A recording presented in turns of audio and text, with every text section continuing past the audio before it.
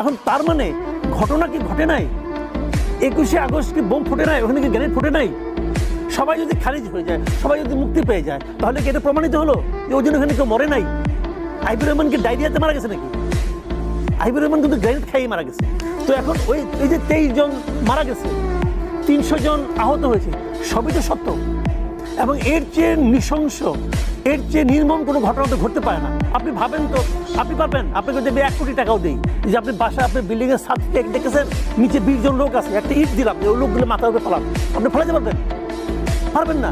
যে কার মাথায় পড়ে? আর ওরা এখানে এই 1000-10 লোকের মধ্যে গ্রেনেড ফেলেছে। এর চেয়ে ভয়ঙ্কর কিছু হয় না। ঘটনা তো ঘটেছে। এখন এইটা আপনার সিস্টেমেটিক এররের কারণে এই মামলাটা উনি খারিজ করে দিয়েছেন। তাহলে পাবলিক পাবলিক কাছে মেসেজটা কি যাচ্ছে? যে মেসেজটা মির্জা ফখরুল ইসলাম আলমগীর দেওয়ার চেষ্টা করছেন, যে এতে প্রমাণিত হয় যে ওনারা সবাই